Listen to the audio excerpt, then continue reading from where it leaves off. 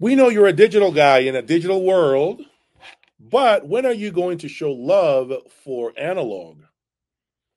Yes, I was definitely born around digital. That was what I listened to primarily when I started getting into music, which was late 80s, early 90s. Um, that's what I was listening to. A lot of CDs, and mainly once we started streaming, that's pretty much what I've been doing. When are you going to see me do analog, more analog? When I have the time. When I have the time is when I'm going to be doing more analog. I was just sharing last night with my ultra hi-fi group on WhatsApp that digital oftentimes, more times than not, leads to you tinkering with your system more than ever. Sit down and hear me out. Sit down and hear me out. Digital, and I mean this holistically, any digital. I'm not going to single out any brand, any digital, anyone who makes a DAC or a CD player. It leads to you tinkering with your system more than analog. You have to figure out why your system is sounding bright. Is it the system? Is it the cable? Is it the DAC? Or is it the recording? Am I listening to classic rock? Is that what classic rock is supposed to sound like? Why am I being fatigued after listening to too much digital? Those are typically the main questions that you are asking yourself. And it's all oftentimes because of digital. Most folks are going to find warm cables perform better with digital, warm speakers perform better with digital. Okay. But with analog, what you find is here's my good turntable, my Chronos or VPI or whatever it is that you own. You use average RCAs to connect your turntable into your phono. And then you use average XLRs from your phono into your preamp. And you're like, oh my God, my system sounds amazing. Oh my God, I realized this is not my system that's sounding bad, it's the source. Find all these answers, you can find out for yourself. Try it. If all you've owned is digital, get yourself a turntable. I know there is a lot of effort to get up and put a new record on and the needle and the cleaning. I get it. I understand it. But I'm telling you, when you play with a turntable or even a tape, um, you're going to hear your system sound like the way you never thought it could sound. And that's when you're going to understand that, damn it, all this effort that I've been making, all this money, every single dime, everything that I've been spending has been because I'm trying to correct what digital is doing through my system. I'm telling you, I go through the same. Yes, digital, I like it. Again, I like it. But digital gives you a lot more work than you know. Analog, the only work you're going to really have to embark on is buying records, cleaning them, and having to get up and change them. Because once you set it up, once you get your cartridge, once you get your phono stage, and you have a nice platform to place it on, and you know how to operate it, like you know the procedure to put a record on top, and how do you clean it. Once you know those things, you don't have to touch it, and it will blow you away every time. With digital, you're streaming. We're at the mercy of the streaming services, Tidal, Cobus, you name it. And so that's why I think streaming tends to make us chase that perfect sound that does not exist because of what digital is about.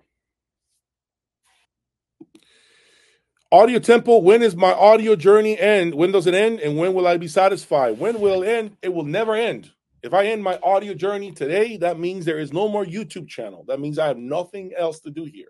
I can shut it down and listen to music and call it a day, right? So it cannot end. If I end it, I have nothing else to report to you guys. So it's an ongoing journey that will be endless all the way to infinity. Okay. As long as I have a breath in my body, I will continue to evaluate components and continue to try everything I possibly can. I expect to be doing this at least another, God willing, another 20 years, at least another 20 years. So I have a long way to go. Okay, I'm going to tell you now the reason why your channel isn't growing is because you are too narrow minded, and I'm trying new products that are only 90% of the people could afford the stuff I own. We know this, so I do not disagree with you. I know that's the reason why my channel is taking time to grow. It's growing. You guys see it. It's growing, but it's not growing as fast. If I wanted to grow fast, I know the products that I have to display. I know I got to start reviewing AirPods and laptops and headphones. I get it. I understand that. Okay. But the truth is, my passion comes from the ultra high end. Now, I did not start with the ultra high end. I said this before. I started with, Polk Audio, OnCure receivers, Rotel Electronics. I started with affordable stuff and worked my way up to the top. I agree with you, and this has given me a lot of food for thought, which is, should I create a second channel that's dedicated to the affordable stuff? If I do, that's when I know I'm a full time YouTuber. That's when I quit my other job and I do this full time, both at the same time, parallel, um, essentially with two separate rooms doing this. That's the only way that I can do this. I do not have the time to handle two channels in a job. Roberto is asking, "Hey Jay, what's your opinion on integrated amplifiers? I do not like to have so many boxes around my room and want to simplify my hi-fi system."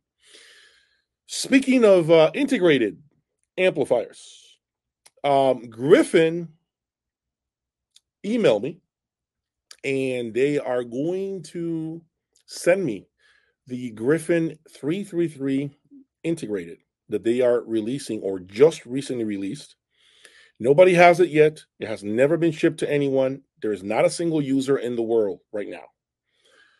They have they watch me. They thank me for my efforts. Griffin Audio, if you're watching this, thank you for that acknowledgement of my hard work and dedication. They are going to be sending me the Griffin Integrated 333.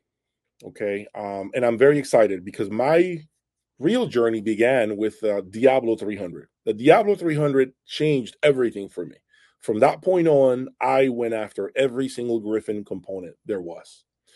So I have no reason to doubt that the 333 integrated that they're releasing will be a success. I believe it will be an incredible piece. It is more money. It is 25, 27K USD. But to answer your question, what do I think about integrateds?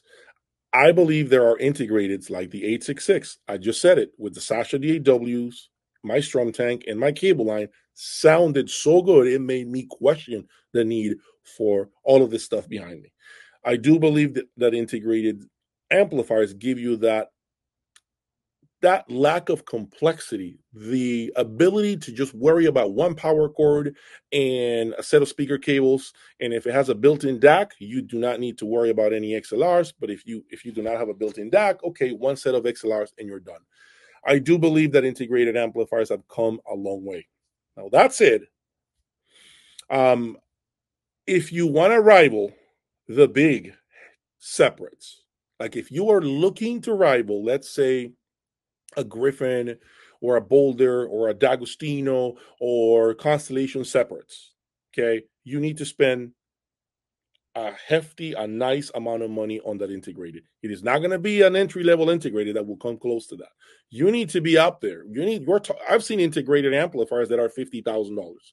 You would need to be at that level to really begin to say, I'm done with the separates, because of the fact that I cannot see a $10,000 integrated coming close to the performance of $40,000 separates. Okay, I cannot see that. First of all, the $10,000 budget doesn't allow for that brand to build a quality integrated. Okay, you're not going to have the best transformer they can put in there.